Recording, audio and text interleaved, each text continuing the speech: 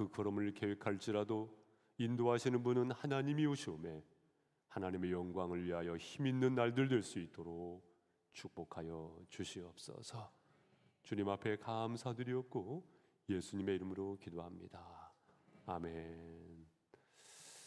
네, 오늘 어버이 주일을 허락하신 하나님 앞에 영광의 박수를 올려드리겠습니다.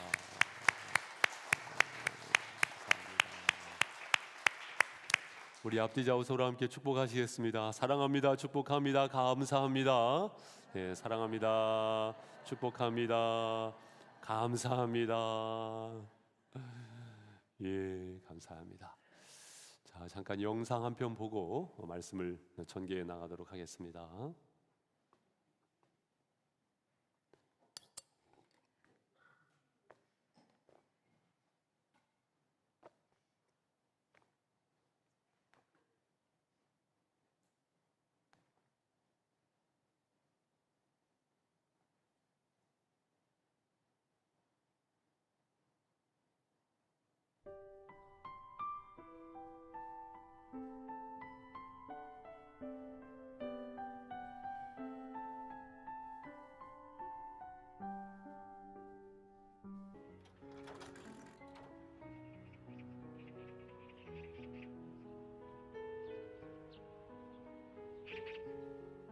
얘야, 저 새가 무슨 새냐? 까치요.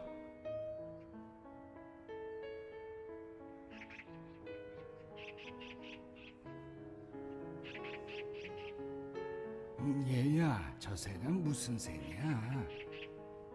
까치라니까요.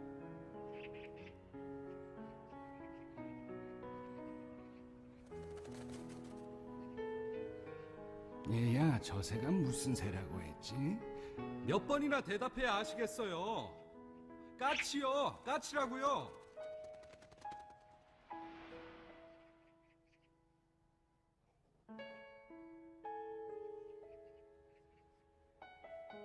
아범아, 너는 어렸을 때 저게 무슨 새냐고 100번도 더 물었다.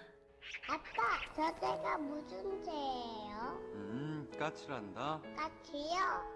아빠, 저 새가 무슨 새예요? 까치야. 까치요? 그럴 때마다 아버지는 까칠한다, 까칠한다 몇 번이고 대답하시면서 말하는 네가 귀여워서 머리를 쓰다듬어 주셨지. 그래서 네가 말을 배울 수 있었던 거다.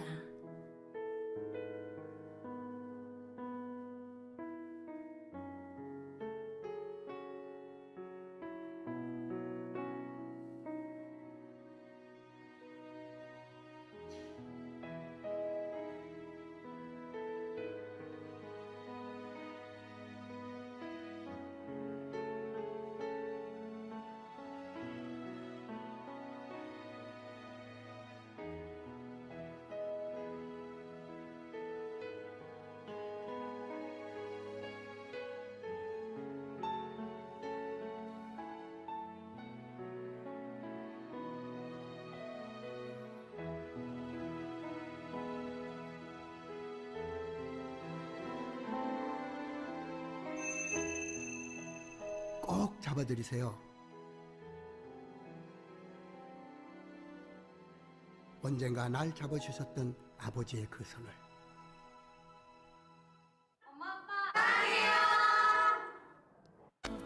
우리 함께 섬기며 믿음의 가정 세우리. 제가 으스스한 얘기 하나를 먼저 해드리도록 하겠습니다. 일본에 그런 전설이 있다 하더라고요. 한 여인이 혼자 됐어요. 그래서 그 홀로 아들 하나를 키우게 된 것입니다. 얼마나 애지중지 키웠겠습니까? 바람에 날릴새라 아주 애지중지 키운 아들이 이제 어느덧 커가지고 장성해서 결혼을 하게 된 겁니다. 알콩달콩 이 아들이 잘 살았는데 글쎄 그 색시가요, 며느리가 글쎄 질병에 걸려가지고요, 죽을 병에 걸려가지고 낫기 위해서는요 유일하게 사람의 간을 먹으면 된다는 거예요. 그 소식을 들은 다음에 간을 어디에서 구해야 올 것인가 하다가요, 어머니의 간을 빼오기로 작정을 한 겁니다. 그리고는 깊은 밤 어머니가 잠을 주무시는데 간을 뺀 겁니다. 그리고는 한밤중에 그 간을 들고 뛰어가는 겁니다. 뛰어가는 거예요. 그런데 그 아들의 귓전에 이 어머니의 혼에 그 목소리가 들리는데, 내 이놈! 이 목소리가 아니고 어떤 목소리가 들리느냐, 얘야 천천히 가거라. 그러다가 넘어지면 무릎 깨질라. 천천히 가거라. 그러라는 것입니다. 여러분, 이 마음이 어머니의 마음, 이 마음이 부모의 마음이 아니겠습니까?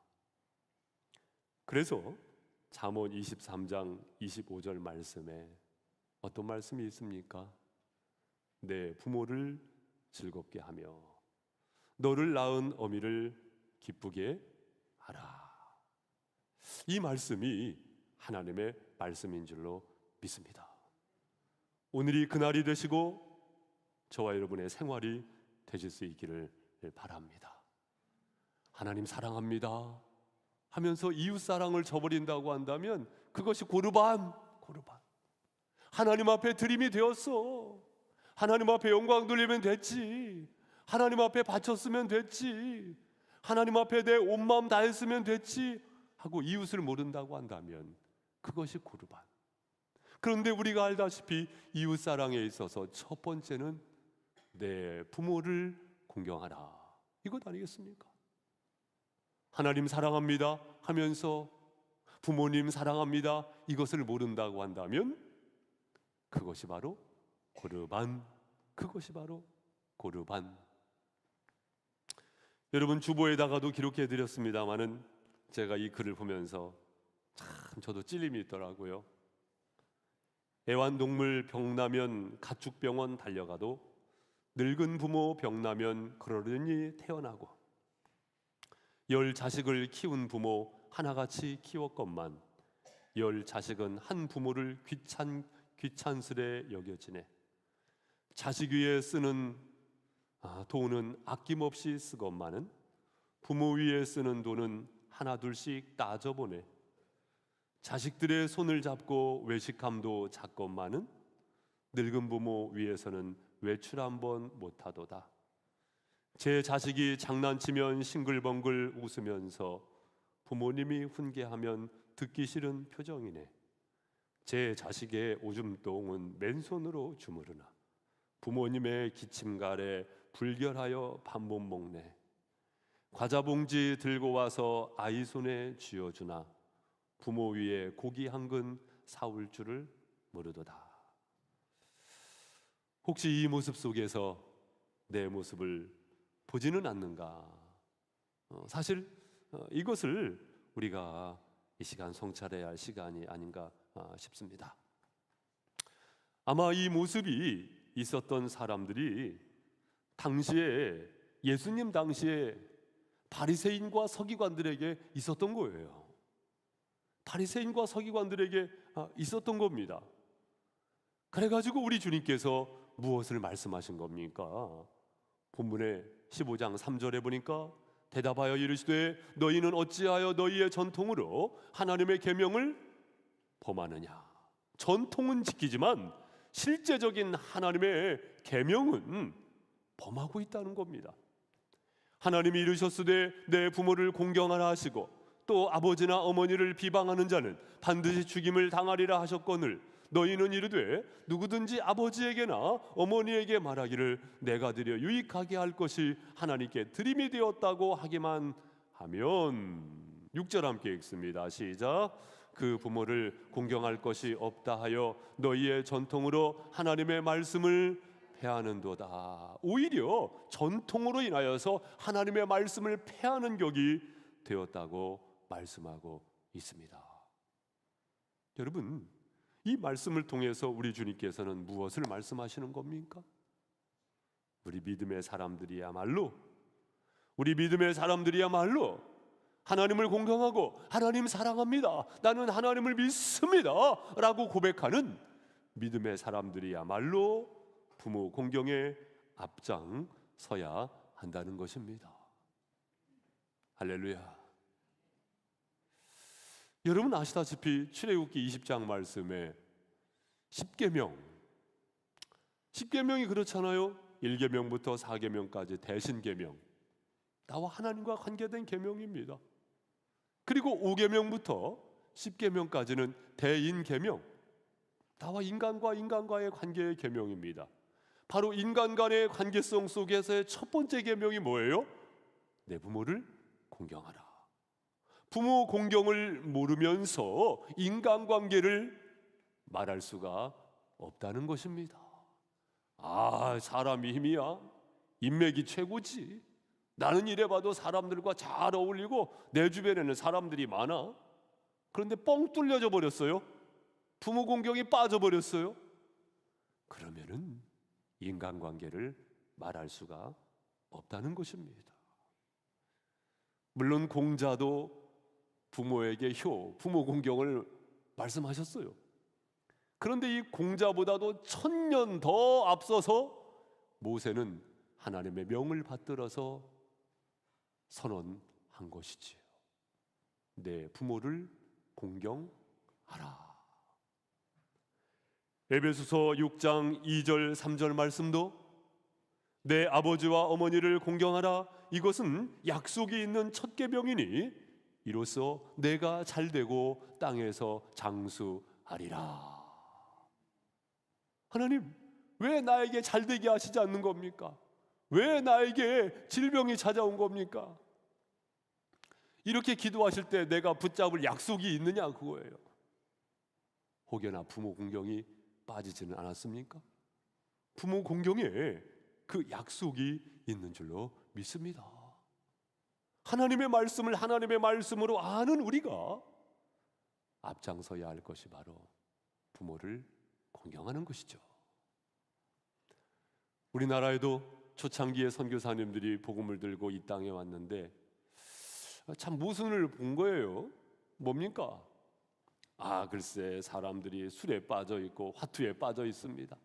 가정은 완전히 뒷전이에요. 찬밥이에요. 그런데 아버지가 돌아가셨을 때, 어머니가 돌아가셨을 때는요, 상복을 입고 3년 동안 벗지도 않는 겁니다.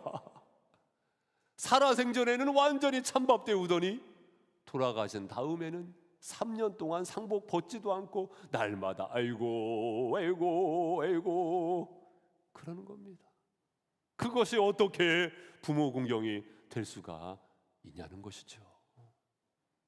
사랑하는 성도 여러분, 우리에게 기회가 있을 때에 믿음의 사람으로서 믿음의 사람답게 부모 공경에 앞장서야 할 사람들이 저와 여러분들인 줄로 믿습니다. 또한 이어서 말씀을 보실 때 7절 말씀 보시기 바랍니다. 외식하는 자들아, 이사야가 너희에게 관하여 잘 예언하였도다. 일러스되 이 백성이 입술로는 나를 공경하되 하나님은 마음은 내게서 멀도다. 입술로는 하나님을 공경하는데 마음은 멀다. 9절 사람의 계명으로 교훈을 삼아 가르치니 나를 헛되이 경배하는 도다. 헛되이 경배하는 도다. 여러분, 우리가 이웃을 사랑하고 부모를 공경하는 것은요, 우리의 경배가요 참된 경배가 되게 합니다. 무슨 말씀이냐면은 고르반의 위험이 뭡니까? 하나님 앞에 드림이 되었어 라고 하면서 이웃을 외면하는 겁니다. 사람을 외면하는 겁니다. 첫 번째가 되어지는 부모를 외면하는 것입니다. 그러면 그것이 바로 헛되이 경배하는 결과가 된다는 것입니다. 따라서 참된 경배는 무엇입니까? 하나님과 사람을 나누지 않는 거예요. 하나님을 경배하는 사람은 이웃도 소중히 여긴다는 것이죠. 하나님을 찾는 사람은 이웃도 찾고 이웃을 향한 환대가 있어야 할 것이고요. 부모님을 찾고 부모님을 섬겨야 할 것이고 부모를 공경해야 할 것입니다. 이것은 결코 나눠지지 않는 것, 찢어지지 않는 것이라는 것입니다. 요한복음 4장 24절 말씀, 하나님은 영이시니 예배하는 자가 영과 진리로 예배할지니라. 여러분 아멘이십니까? 그렇습니다. 하나님 앞에 예배하는 사람은요, 영과 진리로, 신령과 진정으로. 여러분, 신령, 영은 무엇입니까? 오직 위로부터 부어주시는 하나님의 성령으로, 충만함으로 예배할 것이고요, 진리로, 진정으로는 무엇입니까? 그것은 바로 하나님의 말씀의 실천이죠. 하나님의 말씀을 행동으로 이어가는 것입니다. 이처럼 수평적 관계 속에서의 실천, 그 가운데 드리는 예배를 하나님께서 온전하게 받으신다고 믿습니다. 여러분, 2007년도에 우리나라에 밀양이라는 영화가 개봉하지 않았었습니까? 아마 보신 분은 보셨겠지만, 그 밀양이라는 영화가 이창동 감독의 송강호 그리고 전도연 씨가 이렇게 주연 배우 아니겠습니까? 굵직한 내용은 그거예요. 전도연의 아들을 잃습니다. 아들을 살해한 살해범, 그 살해범을요, 교도소에 찾아갑니다. 왜요? 용서하러 찾아간 거예요. 이 전도연이 하나님을 알게 되었고 그리스도의 사랑을 깨닫게 되었으니 용서하러 찾아간 거예요. 그런데 그 범인이 교도소에서 면회하는 가운데에서 무엇을 이야기하냐면, 이 교도소에 들어와 가지고 하나님을 알게 되었다는 거예요. 하나님을 믿게 되었다는 것입니다. 그래가지고 하나님께서 내 죄를 용서하셨다는 거예요. 지금 아멘 하셨는데 아멘은 아멘이에요. 그런데 문제는 뭐냐면은요, 전도연이 그 얘기를 듣고 하나님이 용서하셨다고요? 하나님이 용서했다고요? 내 딸을 죽여놓고 하나님이 용서했다고요? 나는 당신을 용서하지 않았는데 하나님이 용서했다고요? 그리고 그 전도연이 기절합니다. 기절해요. 이 영화를 통해서 기독교인의 모순을 꼬집고자 하는 것은 뭡니까? 여러분, 우리가 하나님의 은혜를 받았다고 한다면, 하나님의 구속의 진리를 깨달았다고 한다면, 사랑하는 성도 여러분, 사람을 기억해야 합니다. 사람을 기억해야 합니다. 사람의 귀한 것을 알아야 합니다. 수평관계 속에서 과연 나의 모습은 어떠한가? 창세기 4장 4절 말씀에 보면 아벨과 가인과 아벨이 하나님 앞에 제사를 드렸을 때에 어떠했습니까? 아벨과 그 제물은 받으셨으나 가인과 그 제물은 받지 아니하셨다. 그러면 하나님께서는 그 제물에 이렇게 눈여겨보시는 하나님이십니까? 그것 이상의 메시지가 뭐예요? 아벨과 그 제물은 받으셨고요, 가인과 그 제물은 받지 않으셨다는 겁니다. 하나님께서 받기 원하시는 것은 제물, 거기에 제한된 것이 아니고 아벨과 그 제물은 받으시고 가인과 그 제물은 받지 아니하셨다. 그 사람을 받기를 원하시는 것입니다. 하나님께서는 나의 무엇을 받으시는 하나님이 아니시고 나를 받으시는 하나님이신 줄로 믿습니다. 내가 누구냐 그거예요. 우리가 하나님 앞에 예배할 때에, 하나님 앞에 경배할 때에 내가 누구냐 그것입니다. 내가 하나님 앞에 경배하는 사람으로서 내 이웃과의 관계는 어떠하냐 그것이죠. 인간관계에서 가장 첫 번째가 되어지는 부모를 공경하고 있느냐. 그렇기 때문에 부모 공경은 참된 경배자가 되게 합니다. 할렐루야.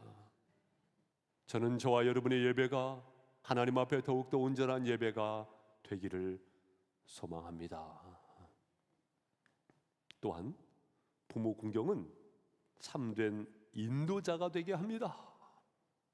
오늘 말씀 가운데 13절 14절 말씀 우리 함께 읽겠습니다. 13절 14절 시작. 예수께서 대답하여 이르시되 심은 것마다 내 하늘 아버지께서 심으시지 않은 것은 뽑힐 것이니 그냥 두라. 그들은 맹인이 되어 맹인을 인도하는 자로다. 만일 맹인이 맹인을 인도하면 둘이 다 구덩이에 빠지리라 하시니. 여러분, 인간의 귀함을 모른다고 한다면요, 영적인 맹인, 영적 소경과도 같다는 거예요. 그 맹인이 맹인을 인도하면요, 둘 다 구덩이에 빠질 수가 있다는 것입니다. 고르반하고 하나님 앞에 드림이 되었어 하면서 사람 귀한 것을 모른다고 한다면 영적 소경이다. 참된 인도자가 될 수가 없다, 그 말씀입니다. 여러분, 우리는 사람을 귀하게 여기고 있습니까? 이웃을 귀하게 여기고 있습니까? 창조의 섭리 속에서 나에게 허락하신 부모 공경이 과연 이루어지고 있습니까? 마태복음 13장 말씀에 보면은 한 소장농이 열심히 밭을 갈죠. 내 밭은 아니에요. 그러나 소장농으로서 열심히 밭을 갈다가 글쎄 흙덩이 속에서 보화를 발견하게 됩니다. 번쩍이는 보화를 보면서 너무나 기쁜 거죠. 집으로 돌아가서는 자기의 소유를 다 팝니다. 왜요? 그 밭을 사기 위해서. 왜요? 그 밭 안에는 보화가 있기 때문에. 내 소유를 다 팔아도 아깝지 않은 것이죠. 왜요? 그 보화가 있으니까. 여러분, 이 비유의 말씀을 통해서 보화는 무엇입니까? 보화는 예수 그리스도인 줄로 믿습니다. 예수를 얻었기 때문에 우리는 모든 것을 다 얻은 것입니다. 예수를 잃으면 모든 것을 잃어버린 거예요. 할렐루야. 그와 더불어서 이 말씀은 무엇을 말씀하고 있느냐? 나에게 있어서, 우리에게 있어서 예수는 그렇게 귀합니다. 그와 더불어서 이 말씀은 우리 예수님께서는 여러분, 바로 여러분 한 분을 보화로 여기신다는 겁니다. 천하보다도 여러분 한 분을 더 귀하게 여기신다는 것입니다. 십자가를 지실 만큼, 여러분 한 분 한 분을 예수님 자리로 삼으실 만큼 그렇게 귀하게 여기신다는 것입니다. 우리는 그 마음으로 기도해야 할 것이고, 우리는 그 마음으로 하나님께서 허락하신 부모를 공경해야 할 줄로 믿습니다. 사람이 귀한 거거든요. 창세기 1장 26절 말씀도 하나님이 이르시되 우리의 형상을 따라 우리의 모양대로 우리의 사람을 만들고 그들로 바다의 물고기와 하늘의 새와 가축과 온 땅과 땅에 기는 모든 것을 다스리게 하자. 여러분, 하나님께서 사람을 만드실 때에 하나님의 형상을 따라, 성부, 성자, 성령이신 하나님의 형상을 따라 사람을 만드셨다는 것이죠. 자, 그러면 눈, 코, 입이 하나님을 닮았구나? 여러분, 이것 이상의 메시지가 있잖아요. 왜냐하면 이 창세기 1장 말씀이 언제 쓰여졌어요? 창세기, 출애굽기, 레위기, 민수기, 신명기, 모세오경이 모세에 의해서 쓰여졌다고 한다면 언제 쓰여진 겁니까? 출애굽 전에 쓰여진 겁니까? 출애굽 후에 쓰여진 겁니까? 그렇죠. 출애굽 후에. 어디에서? 광야에서 기록되어졌을 것 아니겠습니까? 그 원본이 광야에서 기록되어졌을 것 아니겠습니까? 그러면 광야에서 모세가 이 말씀을 기록할 때, 하나님께서 부어주신 영감을 가지고 이 말씀을 기록할 때에 사람은 하나님의 형상을 따라 지음받았다, 이것이거든요. 그런데 여러분, 애굽에서 생활할 때는 하나님의 형상이 누구였어요? 신의 형상이 누구였어요? 왕이었잖아요, 왕. 바로 왕만이 유일하게 하나님의 형상이기 때문에 모든 인간은 어떠했습니까? 그 왕을 위해서 평생토록 노동을 해야 했고 그 왕을 위해서 모든 것을 바쳐야 하지 않았습니까? 그것이 애굽 생활이었어요. 그러나 이제는 출애굽했습니다. 하나님께서는 무엇을 말씀하시는 겁니까? 왕이 신의 형상이 아니고 여러분이야말로 하나님의 형상을 따라 지음받은 것입니다. 할렐루야. 모세를 통해서 하나님께서는 그 말씀을 하신 것이고 이 말씀을 통해서 우리에게, 바로 나에게 그 말씀을 하시는 줄로 믿습니다. 이처럼 사람이 귀합니다. 우리 옆에 계신 분에게 한번 말씀해 주세요. 하나님의 형상을 따라 지음받으셨군요. 시작. 자, 하나님의 형상이셨군요. 하나님의 형상이셨군요. 하나님의 형상이셨군요.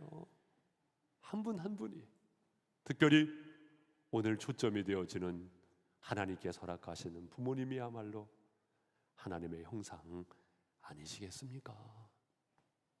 그렇기 때문에 그 소중함을 받들어서 부모 공경을 어떻게 해야 할 것인가?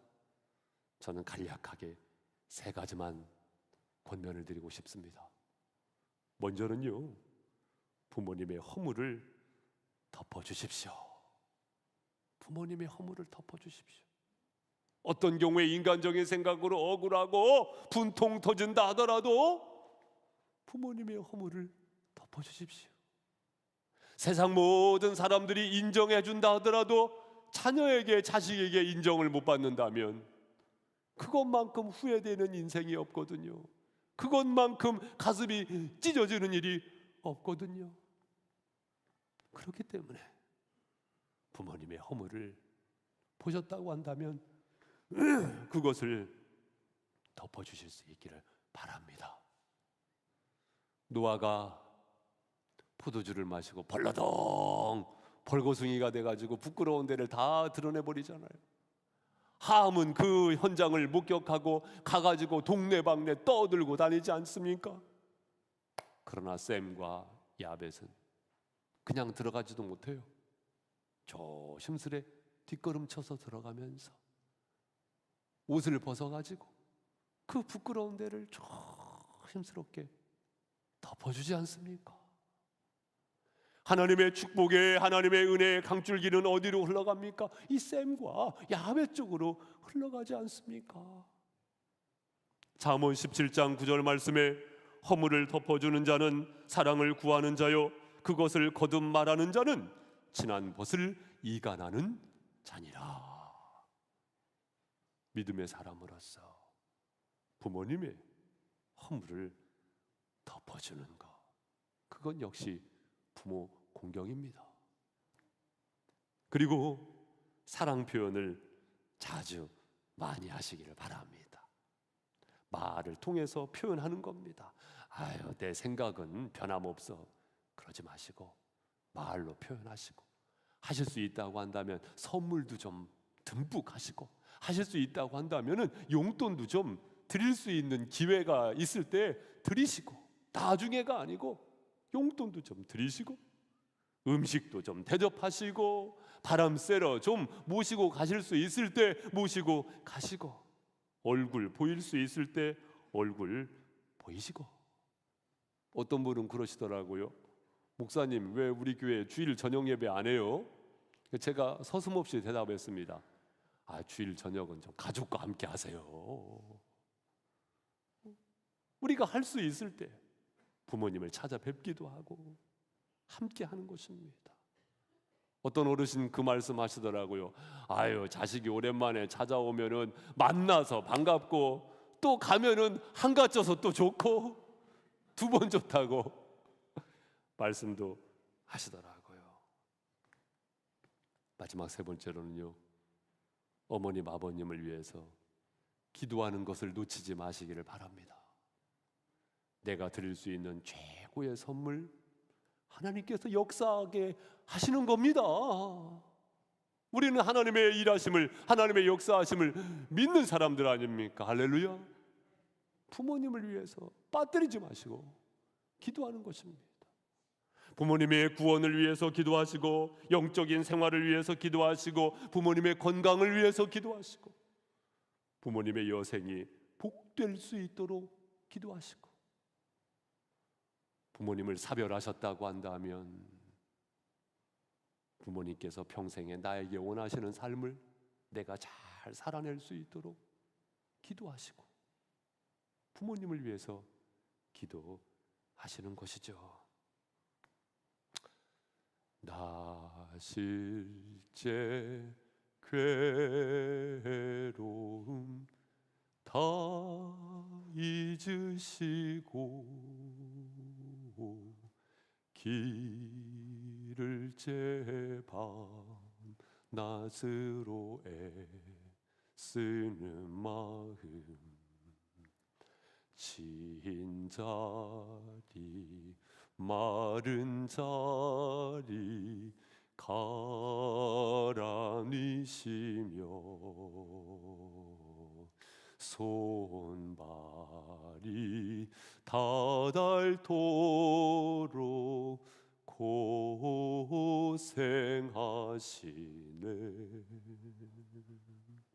하늘 아래 그 무엇이 넓다리요.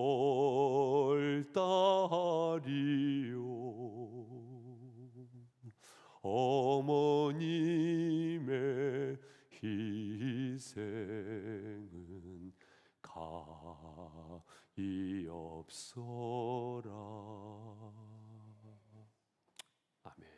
여러분, 우리 믿음의 사람들이야말로 더욱더 아버님, 어머님을 공경하는 데 있어서 앞장서야 할 줄로 믿습니다. 이것은 수직관계 속에서는 참된 경배자가 되게 할 것이고, 수평관계 속에서는 참된 인도자가 되게 할 것입니다. 이 믿음의 삶을 활짝 열어가시는 저와 여러분이 되시기를 주님의 이름으로 축복합니다. 기도하시겠습니다. 우리 이 시간 잠시 말씀을 붙잡고 기도하는 시간을 갖도록 하겠습니다. 내 부모를 즐겁게 하며 너를 낳은 어미를 기쁘게 하라. 이 말씀을 붙잡고